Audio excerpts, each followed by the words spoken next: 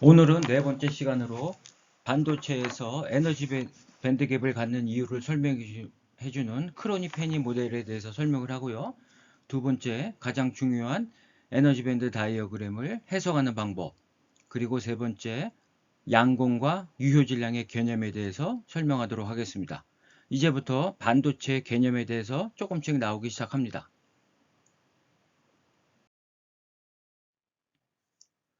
단결정 반도체 결정 내에는 이렇게 원자들이 등간격으로 주기적으로 배열되어 있습니다.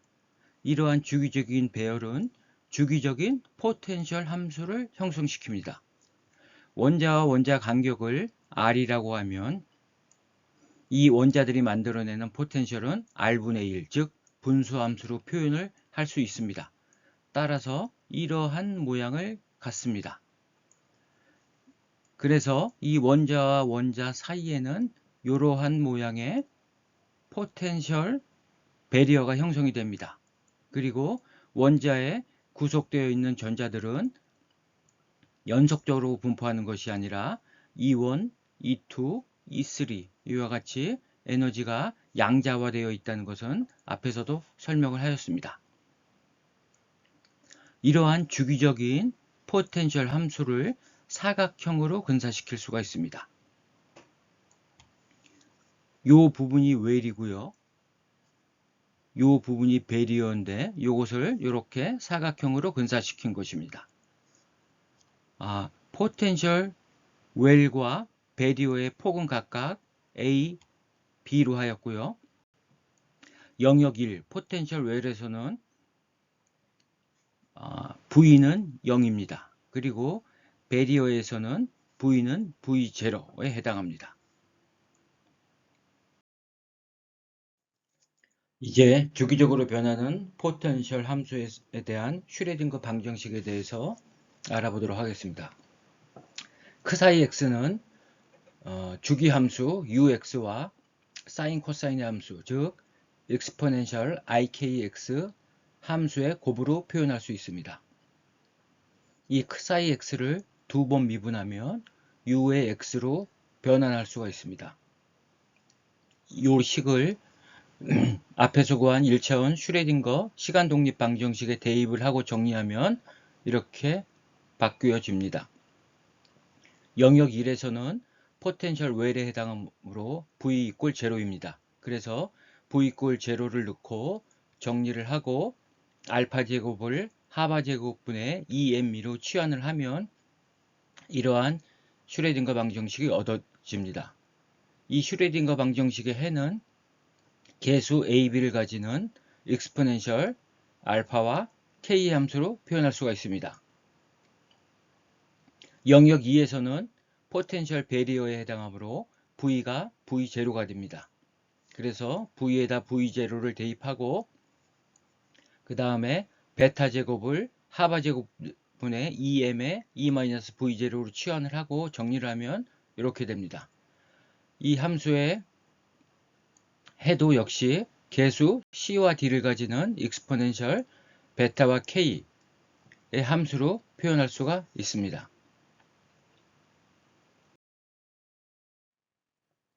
앞에서 구한 슈레딩거 방정식으로부터 경계 조건을 이용하면 네 가지 연립 방정식을 도출할 수가 있습니다.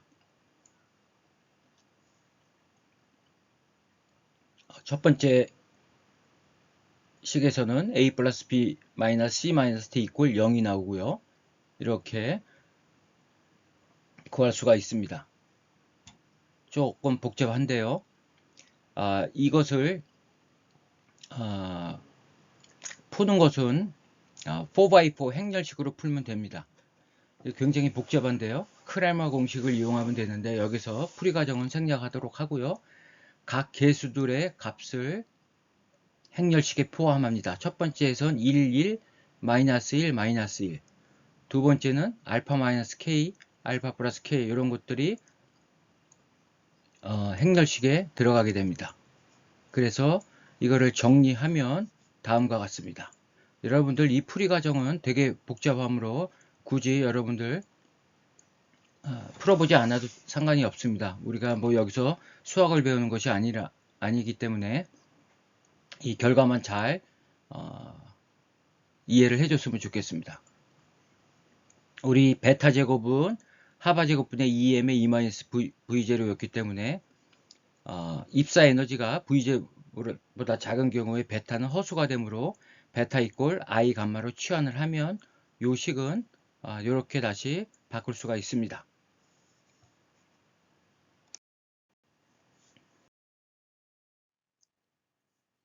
그래서 베타 제곱은 I 감마의 제곱 이꼴 마이너스 감마 제곱이 됩니다. 우리는 수학에서 이러한 관계식을 여러분들 배웠을 겁니다. 사인 I 감마 B는 I 하이퍼볼릭 사인 감마 B, 코사인 I 감마 B는 I 코사인 하이퍼볼릭 코사인 감마 B. 이러한 식을 이용해서 다시 정리를 하면 이렇게 표현을 할 수가 있습니다. 여기에서 V0가 2보다 큰 경우, 즉 입사 에너지보다 포텐셜이 큰 경우에는 알파는 감마에 비해서 매우 작습니다. 따라서 이 감마 제곱 마이너스 알파 제곱은 그냥 감마 제곱으로 수렴한다고 볼 수 있고요. 따라서 이 식의 맨 앞에 있는 이 개수는 이렇게 간단하게 정리할 수 있습니다. 그래서 이 식과 이 식을 가지고 다시 이 식을 정리하면, 그리고 이 식을 살짝 변형시키면 이렇게 표현할 수가 있습니다. 결국 이거 다 약분하면 이 식과 동일하게 됩니다. 이렇게 정리를 하고 그 다음에 이 식을 이제 해석을 할 건데요. 이게 우리가 손으로 직접 풀 수가 없습니다. 그래서 몇 가지 또 제약 조건을 만들어냅니다. 우리가 지금 이렇게 하고 있는 작업은 EK 다이어그램을 그려보려고 하는 겁니다. 제약 조건으로는 B가 0에 접근한다고 가정을 합니다. 이 얘기는 배리어의 폭이 매우 얇아진다는 의미고요. 그 다음에 V0, 포텐셜 배리어는 무한대는 아니지만 매우 큰 값을 갖는다고 가정을 합니다. 그러면 전자는 터널링을 일으키겠죠. 그래서 BV0는 어떤 특정 유한한 값을 갖는다고 가정을 하겠습니다. 그러면 이 감마 B는 매우 작은 값입니다. 따라서 감마 B분의 하이퍼블릭 사인 감마 B는 거의 1에 접근을 하고요. 코사인 하이퍼블릭 코사인 감마 B도 1이 되고요. 그 다음에 코사인 K의 A 플러스 B는 B가 거의 0에 접근하므로 그냥 코사인 KA로 쓸 수가 있습니다. 그리고 감마 제곱은 마이너스 베타 제곱이죠. 여기서. 그래서 이거를 정리하면 이렇게 쓸 수가 있습니다. 2가 V제곱보다 작기 때문에 2를 무시한 겁니다. 이렇게 쓸 수가 있고요. 그래서 최종적으로 이 식은 이렇게 얻어질 수가 있습니다. 자유전자에 대해서 한번 살펴보겠습니다. 자유전자라는 것은 포텐셜 에너지가 제로인 경우에 해당합니다. 따라서 이 값이 0이 됩니다. 그래서 코사인 알파 A는 코사인 KA가 됩니다. 이 등식이 성립할 때는 알파 A 이꼴 KA, 즉 K하고 알파가 같은 경우일 뿐입니다. 그래서 양변을 제곱하면 K제곱 알파 제곱이고 K제곱이라는 것은 하바 제곱분의 2mE가 됩니다. 따라서 이 에너지와 K의 관계식 정리를 하면 이렇게 됩니다. 즉 K와 E를 정리하면 2차 포물선 형태로 나타날 수가 있습니다. 바로 이 그림이 되겠습니다. 이것은 자유전자에 대한 EK 다이어그램입니다. K 공간에서 K값, 무수히 많은 K값에 대해서 에너지는 모두 그 값을 취할 수가 있습니다. 즉 자유전자에 대한 에너지는 연속적으로 분포한다는 것입니다.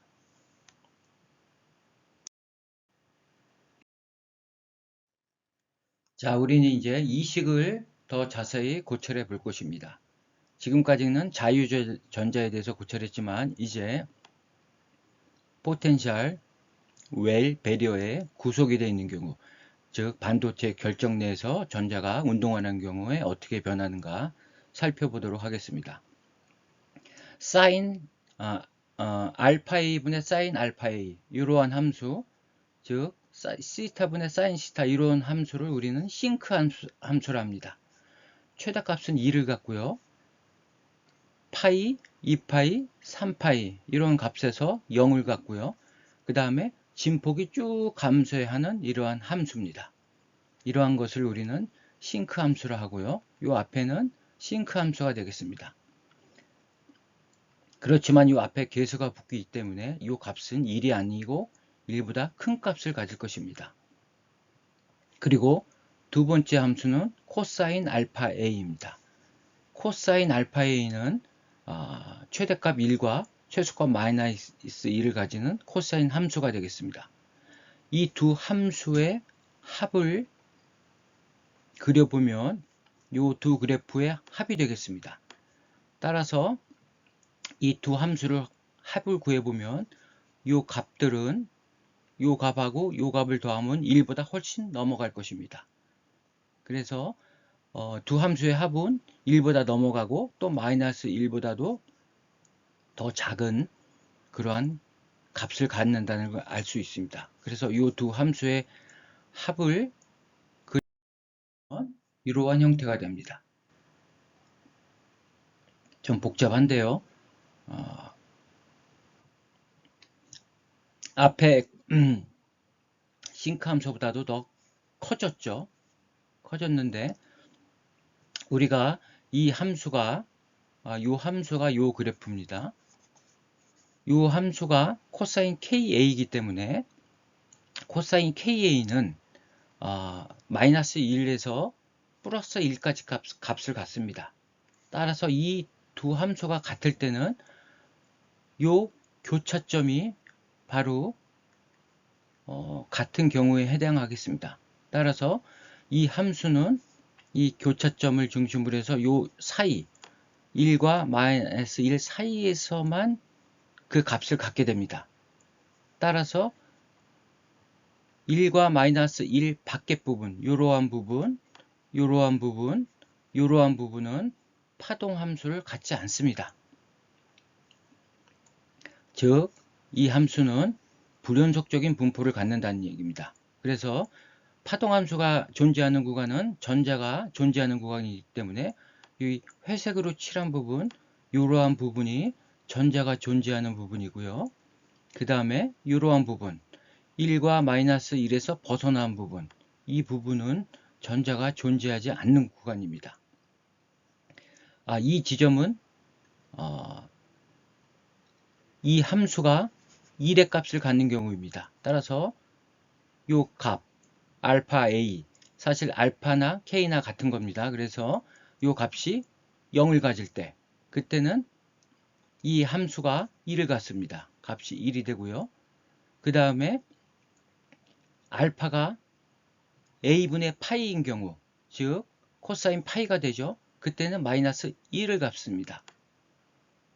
이 값이 이 두 군데 존재하게 됩니다. 그래서 여기가 K 이퀄 A분의 파이고 여기도 K 이퀄 A분의 파이입니다. 그리고 K가 A분의 2파이가 되면 코사인 2파이가 되면도 그때는 1의 값을 갖습니다.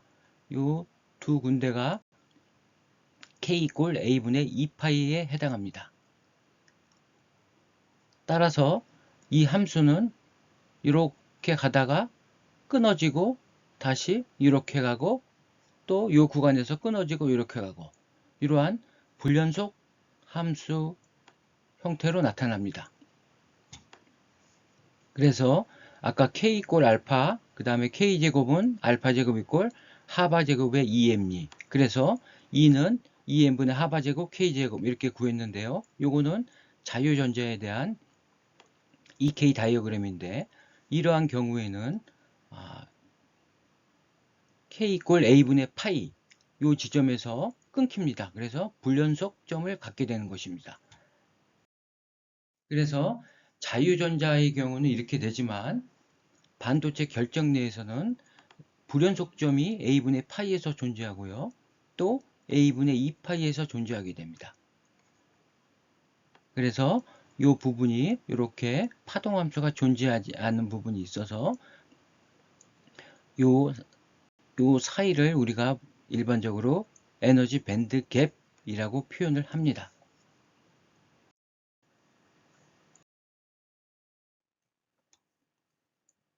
이번에는 반도체의 전도대와 가전자대를 표시해주는 그럼 EK 다이어그램을 살펴보도록 하겠습니다. 코사인은 주기함수입니다. 그래서 앞에서 구한 EK 다이어그램을 확장해서 그린 것이 이것입니다. 그 다음에 제1 영역, 요 마이너스 A분의 파이에서 A분의 파이, 요 구간만을 확대해서 그린 그림이 바로 이것입니다. 그래서 제1 영역만 확대해보면 요 부분에 해당하므로 이렇게 그릴 수가 있습니다. 그래서 요 부분이 컨덕션 밴드의 최소점이 되는 거고 이 부분이 가전자대의 최고점이 되는 거고 요 사이가 바로 전자가 존재할 수 없는 에너지 밴드 갭이 되는 것입니다. 그래서 전자들은 이렇게 쭉 있고요. 이 밑이 원재 핵입니다. 그리고 전도대에는 전자가 들어갈 수 있는 에너지 상태가 무수히 많이 존재하고 현재는 가전제대에 있는 전자가 전도대로 아직 올라가지 않은 상태를 그린 것입니다. 이것이 우리가 최종적으로 크로니 페니 모델에서 구한 반도체 결정내에서의 에너지 밴드 갭을 표시해주는 EK 다이어그램입니다.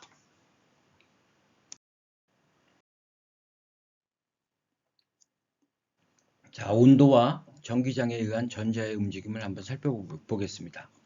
이것이 앞에서 그린 EK 다이어그램인데 상온에서 전자는 가전자대에 가만히 있는 것이 아니라 전도대로 역이됐다가 다시 떨어지고 올라갔다 떨어지고를 상온에서 그러한 전자와 양공쌍이 1.5 곱하기 10의 10승계가 있다고 하였는데요.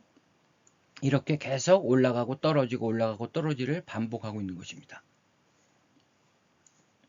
이러한 상태에서 만약에 전자가 전도대에 이렇게 존재하는 경우에 오른쪽에서 일렉트릭 필드를 가하면 전자들은 전기장과 반대 방향으로 이렇게 운동을 하게 됩니다. 즉 전기장에 가속되어서 운동 에너지를 가지고 이동하게 됩니다. 그거를 이렇게 표시한 거고요. 요 우에 있는 전자는 K가 늘어났습니다. K는 운동량으로 표시할 수가 있습니다. 그래서 요 전자들은 운동 에너지를 받아서 전기장에 의해서 받아가지고 움직이고 있는 상황을 나타내는 것입니다.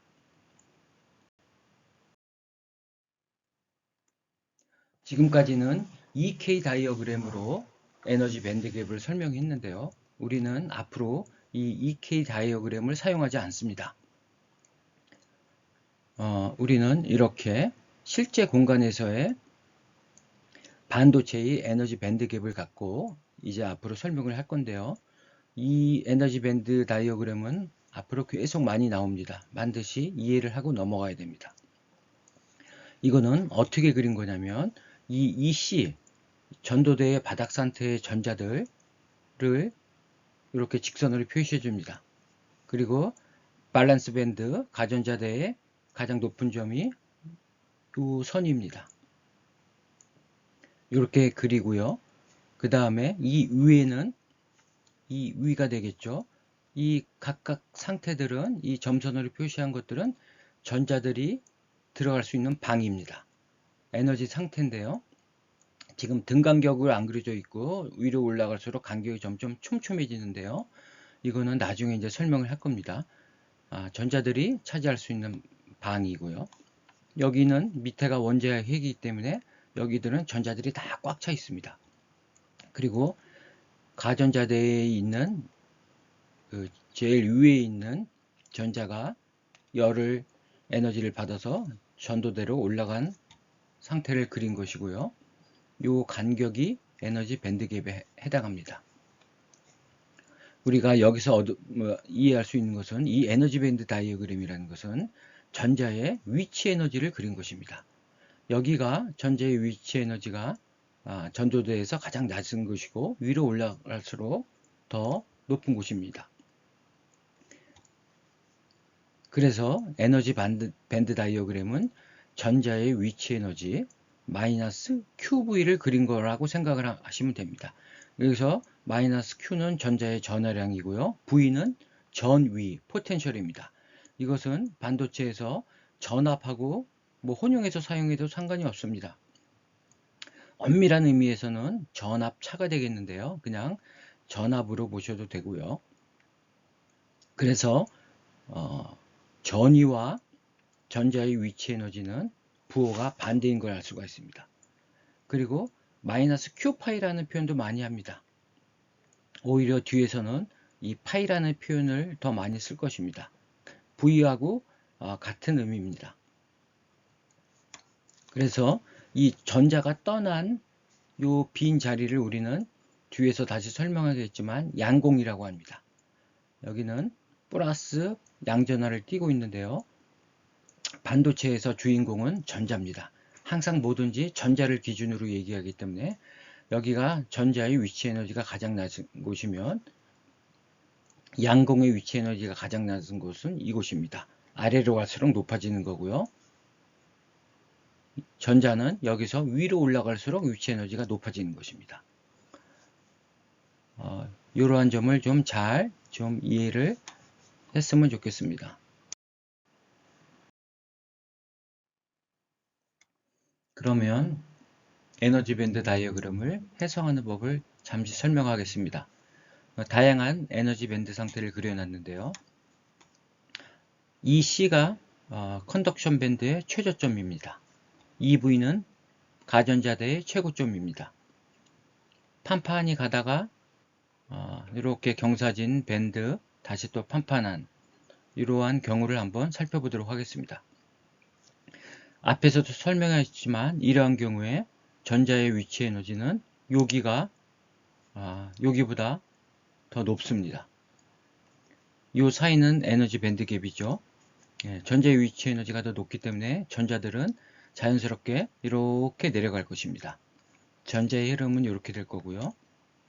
양공은 그 반대라 그랬죠. 항상 전자를 기준으로 얘기합니다. 여기가 에너지가 더 높은 곳이고 여기가 더 낮은 곳입니다. 그래서 양공도 자연스럽게 이렇게 흘러내려갈 것입니다.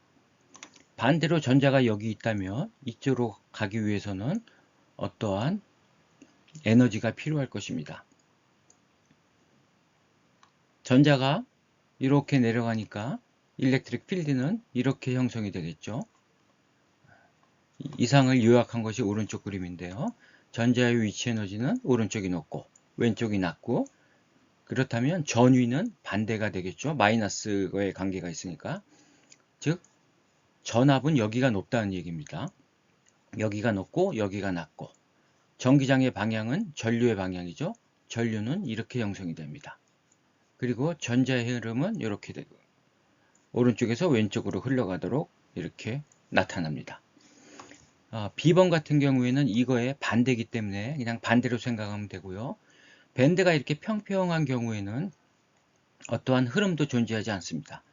이렇게 경사가 있다는 얘기는 일렉트릭 필드가 형성이 되어 있다는 얘기인데요. 따라서 전자가 힘을 받고 가속을 받아서 운동을 하게 됩니다. 근데 이런 경우는 그러한 상황이 아니므로 이럴 때는 어떠한 전자의 움직임도 존재하지 않습니다.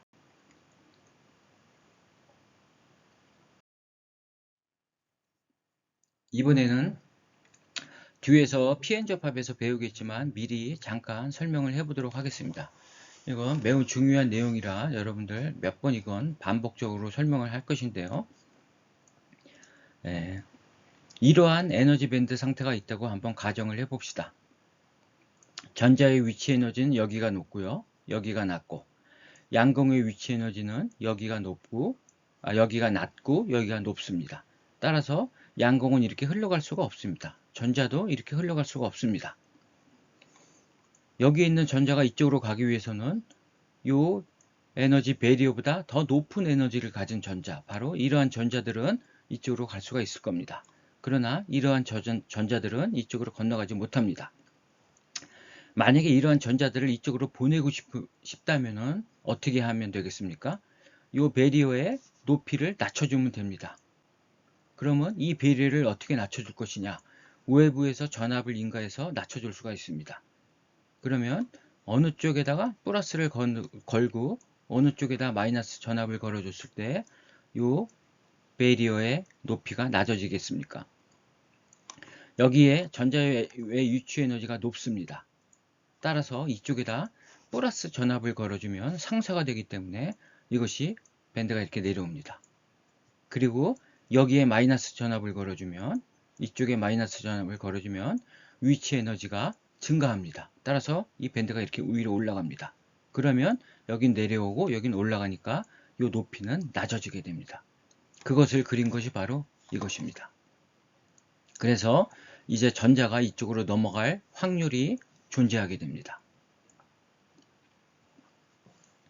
이거를 우리는 이제 나중에 설명하겠지만 순방향 바이어스라고 합니다.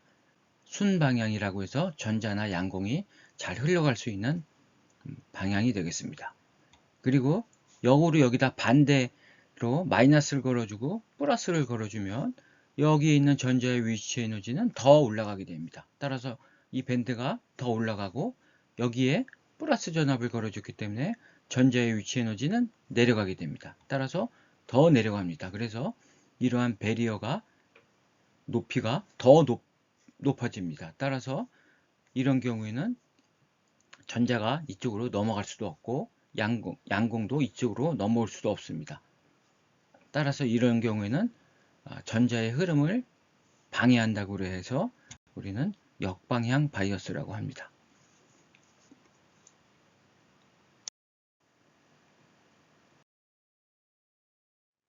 유효 질량에 대해서 간단히 설명하겠습니다. 앞으로 반도체에서 여러 가지 논의를 할 텐데요. 문제도 풀고 그런데 반도체에서는 전부 유효 질량을 사용합니다. 이펙티브 매스라고 하는데 자유전자의 질량과 어떻게 구별이 되는지 살펴보겠습니다.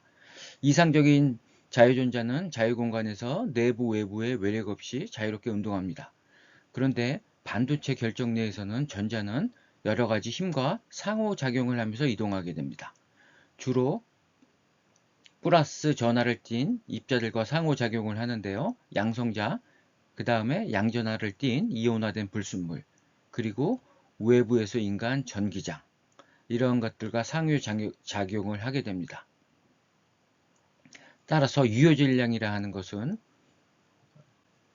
운동하면서 힘을 고려한 질량이므로 정지질량이 변형된 형태로 볼 수가 있습니다. 그냥 쉽게 유효질량이라는 것은 반도체 내에서 전자가 이동할 때 생기는 질량이라고 보시면 되겠습니다. 따라서 유효질량은 힘과 상호작용을 하기 때문에 힘과 반대 방향인 경우 또 같은 방향인 경우 그래서 유효질량이 양의 값, 음의 값을 모두 가질 수 있다는 것이 자유전자의 질량과 다릅니다. 가령 물과 기름 속의 쇠고수를 생각해 보겠습니다. 이 쇠고수를 떨어뜨리면 중력 방향으로 모두 떨어집니다. 그렇지만 기름 속의 쇠고수는 점성 때문에 더 천천히 떨어질 것입니다. 이러한 점성이 내부의 힘이 되는 것이고 외부의 힘은 중력이 되는 것입니다. 그런데 물속의 나무조각은 부력으로 인해서 중력과 반대 방향으로 작용합니다. 따라서 이런 경우에는 유효질량 값이 마이너스를 가질 수 있다는 얘기입니다. 유효질량은 EK 다이어그램에서 간단히 구할 수가 있습니다. E는 2n분의 하바제곱 K제곱, 이 식을 K에 대해서 두 번 미분하면 이런 식이 얻어지고요. M에 대해서 정리하면 M은 하바제곱분의 1에 D제곱 DK제곱의 마이너스 1승. 요 에너지 곡선을 두 번 미분하는 것, K에 대해서 두 번 미분을 하면 곡률이 됩니다. 즉, 이렇게 곡률이 큰 곡선들은 유효질량은 작은 값을 갖게 되고, 상대적으로 곡률이 작은 이러한 곡선은 유효 질량이 큰 값을 갖게 됩니다. 포물선의 곡률의 역수임을 우리가 꼭 기억을 해 두었으면 좋겠습니다. 따라서 전도대에 존재하는 전자의 유효 질량은 이 곡률로부터 양의 값을 갖는다는 것을 알 수가 있습니다. 반면에 가전자대의 전자는 이 곡률로부터 음의 유효 질량을 갖는다는 것을 알 수가 있습니다.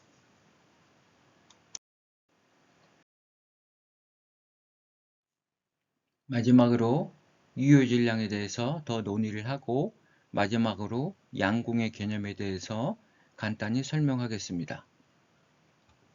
전도대에 있는 전자의 유효 질량이 양의 값을 갖는다고 하였는데요. 실제 한번 구해 보도록 하겠습니다. 전도대 바닥 상태 바로 근처에 있는 이 에너지 상태의 전자를 고려하겠습니다. 이 에너지 상태를 EC1이라고 하면 위치 에너지가 이쪽이 더 높기 때문에 EC1-EC는 0보다 큽니다. 그리고 포물선 근사를 그대로 적용시킬 수가 있습니다. 그래서 C1 K제곱으로 놓을 수 있고, 여기에서 C1은 0보다 크겠습니다.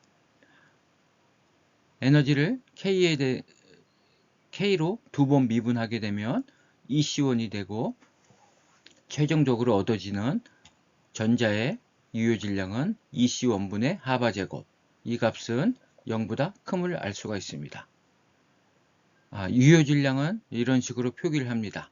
N은 전자라는 의미이고 스타는 유효 질량이라는 표기법입니다. 이번에는 가전자대에 있는 전자의 유효 질량을 한번 알아보도록 하겠습니다. 동일한 방법으로 접근을 하면 되겠습니다. 바로 여기에 있는 에너지 상태를 2V1이라 하고, 이번에는 위치 에너지가 이쪽이 더 크기 때문에 2V1-2V는 0보다 작습니다. 따라서 두 번 미분하게 되면 마이너스 2C2, 그리고 최종적으로 얻어지는 가전자대의 유효 질량은 마이너스 2C2분의 하바제곱, 이 값은 0보다 작은 걸 알 수가 있습니다. 만약에 우리가 일렉트릭 필드를 인가한 경우에 전자들은 전기장에 가속되어 운동을 하게 됩니다. 그런데 가전자대에 있는 전자의 운동 방정식을 한번 살펴보겠습니다. F 이퀄 MA인데 M 대신에 가전자대의 유효 질량 마이너스 값을 대입하고, 그 다음에 전자는 일렉트릭 필드에 의해서 힘을 받는데 그때 받는 힘은 마이너스 QE입니다. 따라서 마이너스가 없어지고 가속도는 mn 스타분의 QE가 됩니다. 이거는 매우 이상한 일이죠. 전자는 일렉트릭 필드와 반대 방향으로 움직여야 되는데 가전자대에 있는 전자는 동일한 방향으로 이동을 하게 됩니다. 즉 마치 양의 전하처럼 전기장과 같은 방향으로 운동합니다. 여기에서 양궁의 개념을 설명할 수 있는데요. 가전자대에 있는 전자는 전도대로 여기하면서 전자가 떠난 빈자리가 남게 되는데 이것이 바로 양공입니다. 그리고 이 전하는 전기장과 같은 방향으로 이동을 하기 때문에 마치 플러스 차지로 간주를 할 수가 있습니다. 따라서 가전자대의 전자가 떠난 자리를 새로운 입자, 플러스 입자, 양공이라고 명명하며 그 양공의 유효 질량을 구별하기 위해서 P로 표현을 하고, 유효 질량이라는 의미의 스타, 그래서 MP 스타로 표현합니다. 따라서 MP 스타는 양공의 유효 질량이라고 보면 되겠습니다.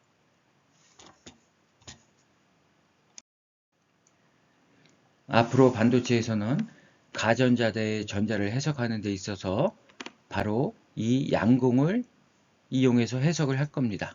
결국 같은 이야기이기 때문에 간단하게 양공의 이동을 해석함으로써 가전자대의 전자의 움직임을 동일하게 묘사할 수 있는 것입니다. 자, 다음 시간에는 반도체 입문의 마지막 편으로 실리콘 결정, 그리고 실리콘의 결정 구조에 대해서 논의를 하고, 반도체에서 가장 많이 사용하는 페르미 디락 분포 함수에 대해서 설명을 하고, 그 다음에 상태 밀도 함수에 대해서 논의를 하고, 반도체 입문을 마치도록 할 예정입니다. 이것으로 강의를 마치도록 하겠습니다.